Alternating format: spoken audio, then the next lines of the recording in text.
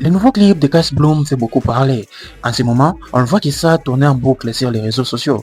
Beaucoup de ses fans se désolidarisent. Et lui, il assure toujours connaître le chemin. Et quant à nous, une question beaucoup plus pertinente et très profonde va être posée lors de cette analyse. Avant de commencer, rassure-toi d'avoir liké et de t'être abonné pour avoir plus d'analyses du genre. Alors, pour ceux qui n'ont pas encore compris, la chorégraphie que vous êtes en train de voir, elle appartient en fait à Baby Tez. Et beaucoup de gens sont choqués de voir Chris Bloom emprunter les chorégraphies des musiciens profanes.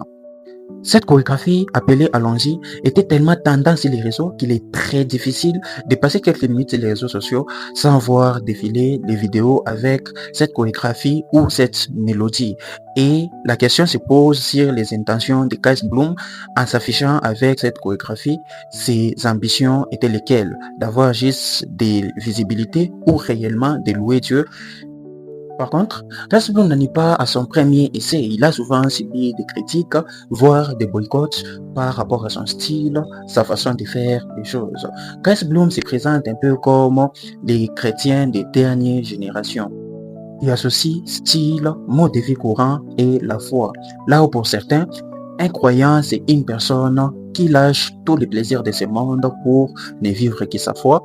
Pour eux, on vit pleinement notre vie et on vit pleinement notre foi.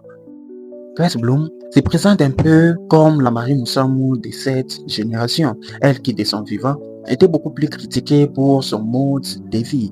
Elle n'hésitait pas à s'afficher avec des chanteurs profanes, voire des acteurs, ce qui était beaucoup critiqué dans son temps et actuellement c'est monnaie courante. Marie Moussamou, c'est le type de profil qui se sacrifie pour passer l'éponge à l'autre génération.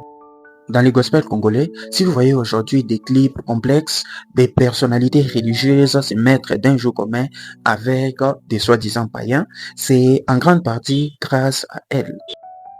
Chris Bloom veut nous faire introduire aujourd'hui le chrétien frère, comme il a souvent l'habitude de le dire. Et ça a été le cas avec les Makoma passant par l'Airtil, El George passant par les rap. Chris Bloom n'est pas le seul sur la liste à vouloir passer les flambeaux d'une génération à une autre. Par contre, une question un peu plus pertinente, je l'avoue, mérite d'être posée. La musique chrétienne est-elle encore à sacraliser? On attend vos réponses dans les commentaires. D'ici là, prenez soin de vous.